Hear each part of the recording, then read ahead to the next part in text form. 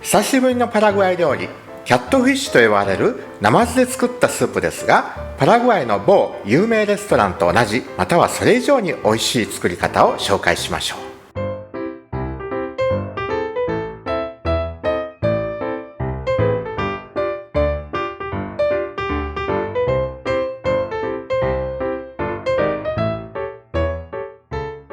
はい、今日はティアにスルビスープを作ってもらいます。まず材料を紹介しましょう。スルビが9枚、じゃがいもが2個、玉ねぎが小さいの2個に、にんにく、ピーマン、チーズ、オレガノ、トマトも3個使います。パセリとネギ。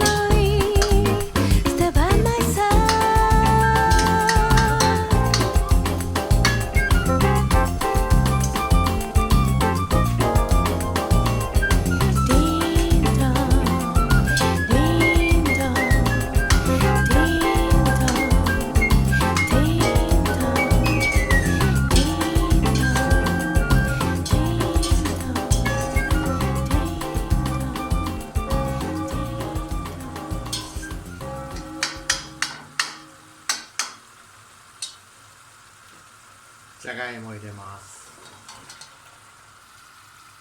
水を入れて10分煮込みます。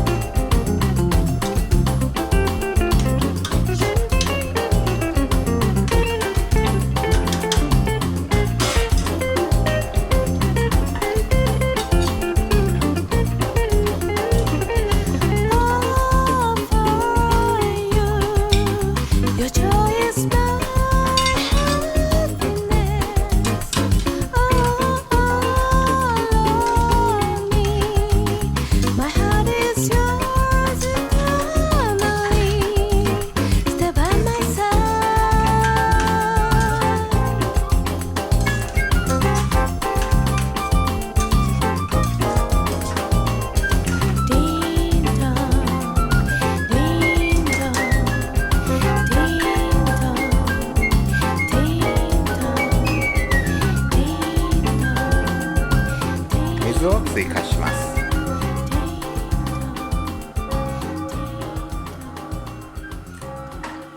よく混ぜてから味見をします。塩気がちょっと足りないようなのでもう少し塩入れます。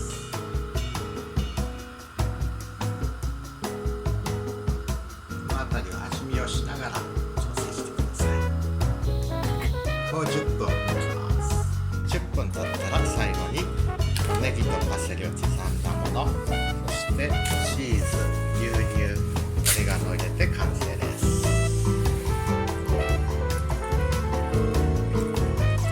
パラグアイのチーズです。牛乳を入れます。